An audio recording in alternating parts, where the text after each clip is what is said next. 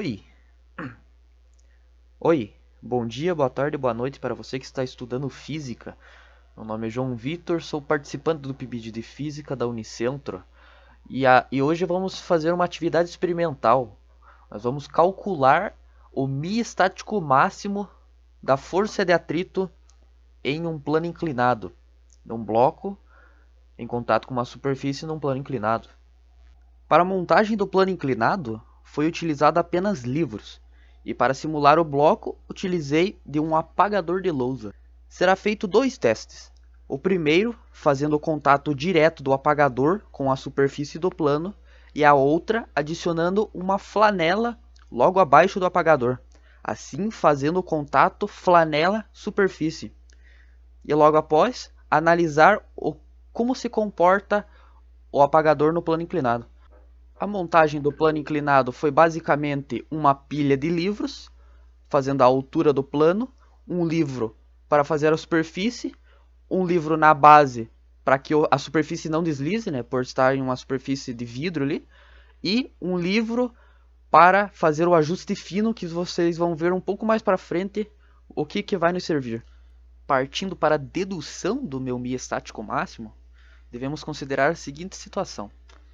Para que possamos calcular seu mi estático máximo, devemos considerar um ângulo alfa crítico, ou seja, o ângulo máximo para que o objeto não deslize, ou seja, continue em repouso. Então vejamos, eu vou considerar um ângulo crítico alfa entre a minha horizontal e a minha superfície do plano, e que, se eu aumento 1 grau a mais desse ângulo entre a superfície e a horizontal, a minha força Px vai ser maior do que a minha força de atrito estática. E ela vai começar a acelerar morro abaixo do plano. E a gente não quer isso. A gente quer o ângulo máximo, um ângulo crítico, para que essa igualdade de força de atrito estática e a minha força Px seja equivalente.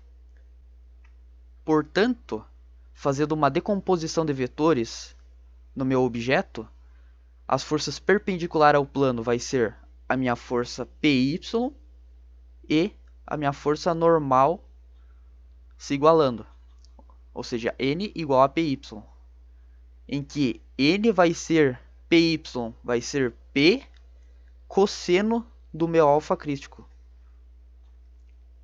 Paralelo ao plano, a minha força Px sendo equivalente à minha força de atrito estática, ou seja, Px igual à força de atrito.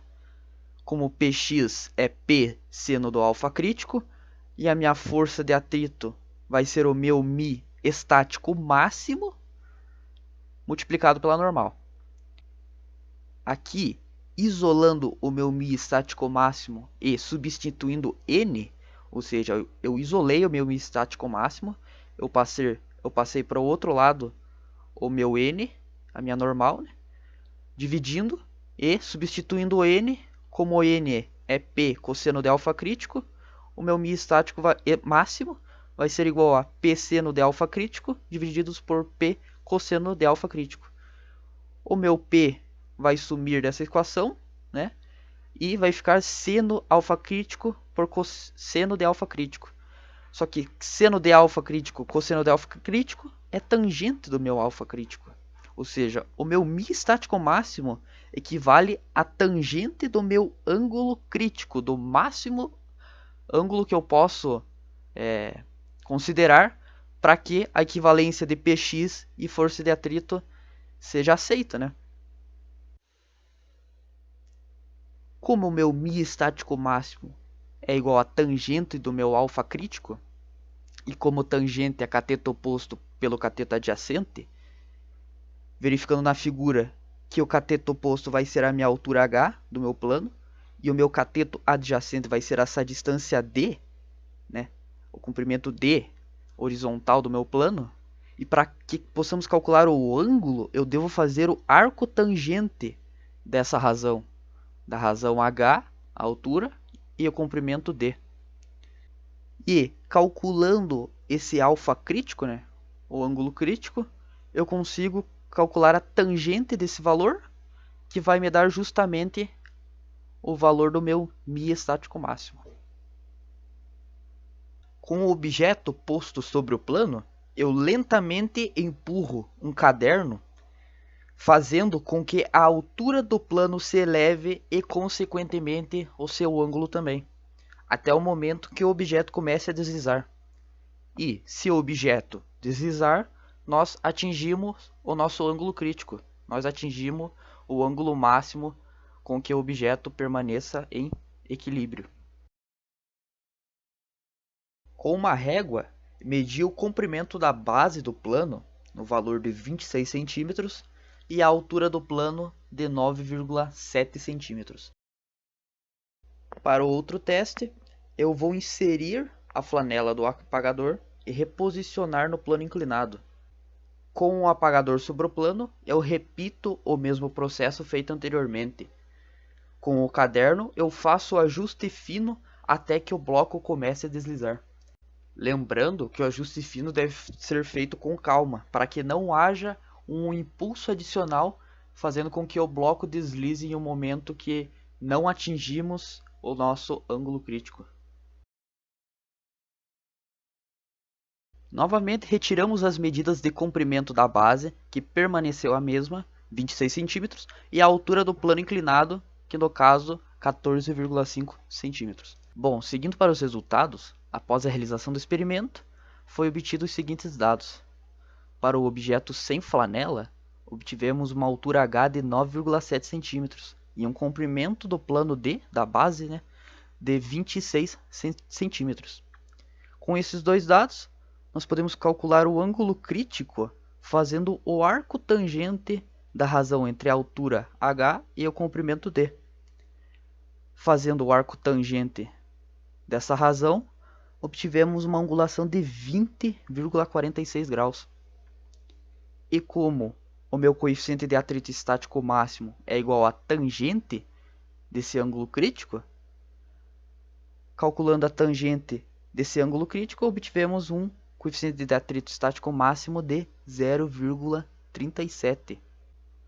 Novamente, para o objeto com flanela, uma altura H de 14,5, comprimento de 26 centímetros, permaneceu o mesmo. Calculando a tangente dessa razão, foi obtido uma angulação de 29,15 graus. E, calculando a tangente desse ângulo crítico, foi obtido um coeficiente de atrito estático máximo de 0,55. Bom, o que podemos concluir desse experimento?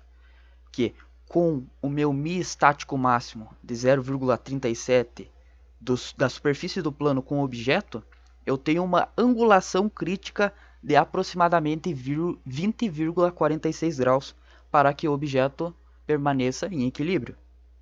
E para um coeficiente de atrito estático máximo de 0,55 da superfície do plano com o objeto, eu tenho uma angulação crítica de 29,15 graus para que o objeto permaneça em equilíbrio. Ou seja, com um coeficiente de atrito estático maior, eu consigo uma maior angulação do meu plano inclinado.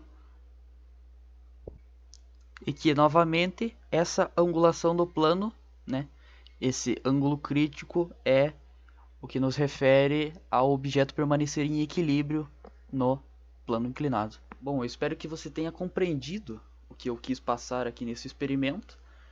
Fique claro as ideias, que foi passada durante esse vídeo. Obrigado por assistir até o final. E eu só tenho a agradecer.